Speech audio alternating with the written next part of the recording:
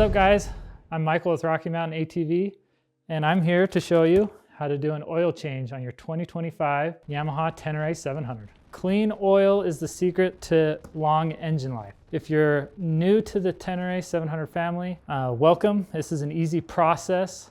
If you've already had an older generation T7 and you've upgraded to the new style, you're in luck because it's a very similar process. Something to note, if you've bought a new bike and you're looking to do your first interval change, that should be done at 600 miles.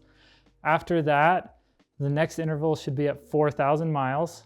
And then every 3,000 miles after that, you want to be doing an oil change and an oil filter. So for this oil change, we're going to use our Tusk oil change kit. This is really nice. It comes with everything you need with all the oil, your filter, some gloves, a funnel, and a crush washer. Some other things to note is I got some safety glasses. We've got our oil filter wrench, some generic tools to take your skid plate off and your oil drain bolt. And then for reassembly, I always want to be using a torque wrench. And then I also have our owner's manual for reference at any point in time. Let's get into it. All right, so the first step is to remove any engine guards or skid plates that you have so that we can access the drain bolt and the oil filter. All right, the next step is you're gonna wanna warm up the bike. So go to a nice ventilated area, start the bike up and bring it up to temp. Okay, now that your engine's warm, we're gonna pull your oil fill cap. The reason why we do this is to allow ventilation. So as the oil drains, it's able to not vapor lock and allow all the oil to drain into the pan. Next, you're gonna put your oil drain pan underneath the drain bolt and oil filter. All right, so we're gonna use our 17mm socket. And then you're gonna wanna be careful. This oil is gonna be hot when it comes out. Have the pan ready to go. Be really careful not to get that hot oil on you. We're gonna take our oil filter wrench, break that loose, and allow the remaining oil to drain into our pan. All right, so while that oil's draining, take a pick and work that crush washer off the drain bolt and replace it with a new one. So one thing to note, if you're not using a center stand and you're using your kickstand, while you're draining it, you'll always want to stand the bike up and maybe lean it to the other side just to make sure you're getting all of the oil out. I'm going to use some contact cleaner and clean the mating surfaces for our drain bolt and our oil filter. We're going to go ahead and reinstall our oil drain bolt and then set our torque wrench to 32 foot-pounds. I'll take my oil and fill the filter up quite a bit. Not too much, but just enough. And I'll take some of that new oil and grease this rubber O-ring. You want to make sure that the O-ring is firmly seated in the filter. And then you can go ahead and thread that on. We're going to use our torque wrench and set it to 13 foot-pounds.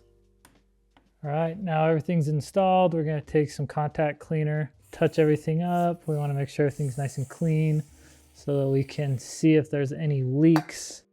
All right, and then you're good to remove the oil drain pan after you have everything tightened down. All right, now we're gonna measure out how much oil we're gonna put back in the bike. Now there is something to note on this. The service intervals call for every 8,000 miles for an oil filter change. Because we're already there, we have all the tools. I would recommend doing an oil filter every oil change, but the quantities are different. So if you change your oil filter, you'll want to do 2.6 liters. If you don't change your oil filter, you want to do 2.3 liters. I'm gonna make sure everything's clean again. Before we put the skid plate back on, we want to go ahead and start the bike up so we can check for leaks, make sure our levels are good before we button everything back up.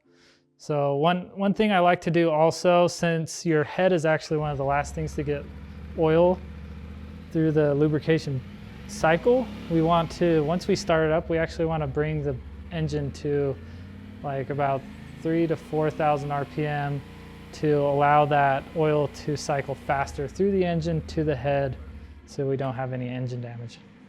We want to come and check and see that our level's correct. Again, if you're doing it on a kickstand, to check your level, you want to bring the bike back to a vertical position on flat, even ground and check to see if that sight glass, if the oil is in between these two lines. This line here at the bottom is your low line. The line here at the top is your high line. So as long as it's right in the middle there, you'll be good to go. Everything's looking good. So we're good to install our skid plate.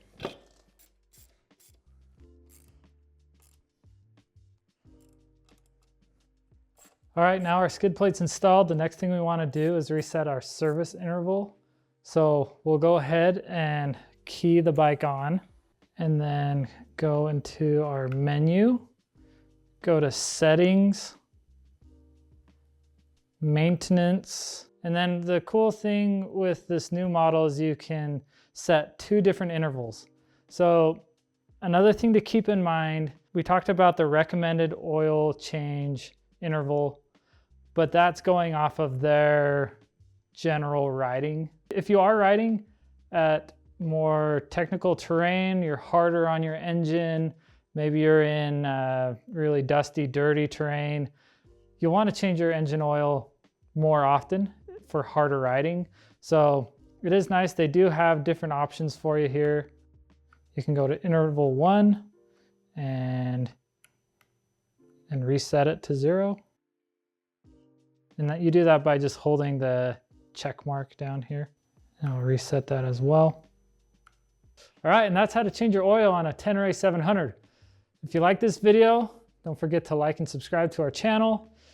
If you click the link below in the description, you can go to our website and see all the other cool accessories that we carry for your machine.